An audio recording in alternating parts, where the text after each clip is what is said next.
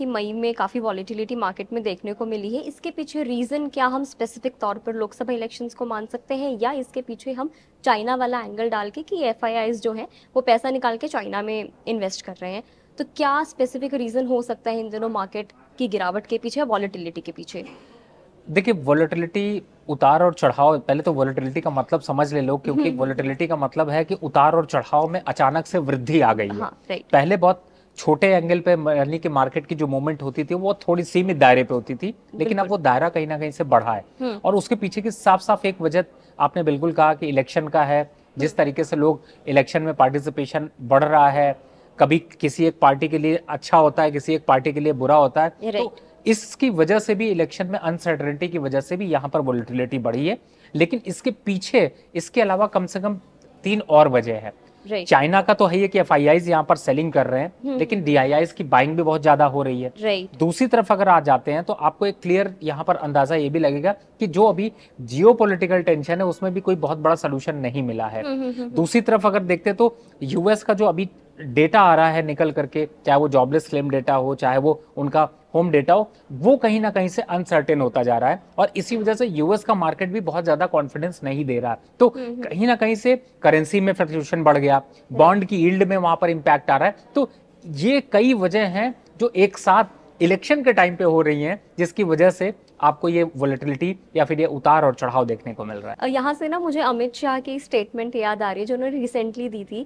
He said कि जो भी अभी मार्केट में उठापटक चल रही है इसके पीछे इलेक्शन को इससे जोड़कर ना देखा जाए, लेकिन दूसरी तरफ उन्होंने ये भी कहा कि 4 जून से पहले आप खरीदारी कर लीजिए क्योंकि मार्केट बहुत ज्यादा हाई जाने वाली है। तो इस स्टेटमेंट पर आपका क्या टेक है?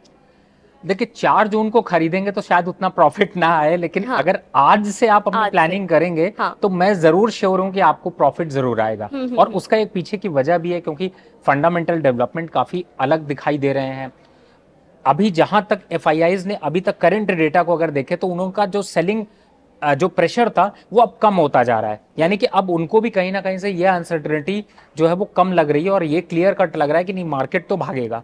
और मार्केट, अगर सेम गवर्नमेंट कंटिन्यू करती है तो आपको ये क्लियर अंदाजा लग जाता है कि कौन चलेगा और कौन नहीं चलेगा। इसीलिए शायद मेरे ख्याल से यहाँ पर मास बाइंग आपको अब देखने की शुरू मिल रही है। और रिटेलर का पार्टिसिपेशन जब से आप पिछले 1-2 सालों से अगर आप देखें तो रिटेलर का पार्टिसिपेशन इतना ज्यादा बढ़ चुका है कि अब एफआईआईज की सेलिंग का उतना इंपैक्ट नहीं होता।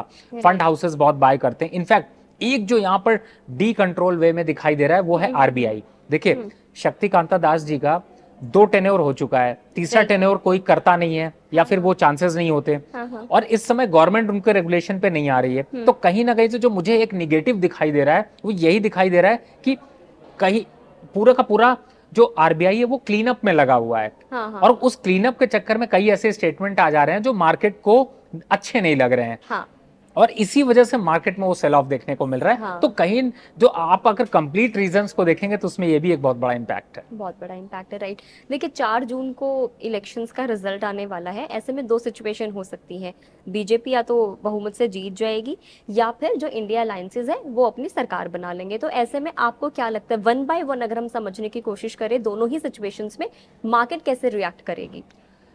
देखिए, अगर एक दोनों सिनेरियो में ले रहा हूं, तो एग्जांपल आपका पहला लेते हैं कि अगर मोदी गवर्नमेंट बन जाती है तो मार्केट का क्या होगा। देखिए, अगर मोदी जी की गवर्नमेंट कंटिन्यू करती है तो एक बड़ा अप ट्रेंड देखने को मिलेगा, और बड़ा अप ट्रेंड जो होगा वो मैं ये समझता हूं कि कम से कम 10% के आसपास तक का रैली यहाँ पर दिखाई देगा, जो कि सिंगल डे का होगा, यानी 5-7% तो इमीडिएट बेसिस पे होगा। अगर आज से देखेंगे तो आपको 16-18% की रैली दिखाई देगी। अब अगर इस सिनेरियो को सेम उल्टा कर देते हैं, मिक्स सरकार आती है, तो आपको सिर्फ फंडामेंटल वाले स्टॉक्स ही बचते हुए नजर आएंगे, अदरवाइज एक सेल ऑफ उतना ही उल्टा दिखाई देगा, और जिसमें कि मार्केट 5 से 7% तक नीचे खुल सकती है।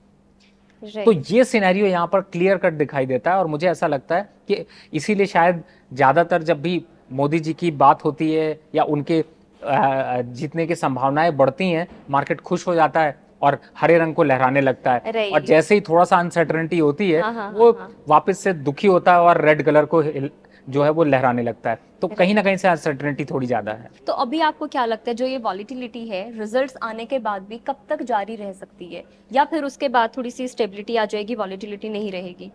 देखिए, मुझे ऐसा लगता है कि स्टार्टिंग के 3 मंथ आपको मार्केट में एक अपवर्ड ट्रेंड काफी स्ट्रांग दिखाई देगा। राइट। और बजट के आने के बाद, यानी कि जब नई गवर्नमेंट बनेगी, बजट आ जाएगा, उस टाइम के बाद जो ऐसा होता है ना कि जब आंधी चलती है तो कुछ चीजें आपको फोर्सली उड़ती हुई दिखाई देती हैं और कुछ चीजें ऐसी होती है जो बिना फोर्स के उड़ती हुई दिखाई देती हैं।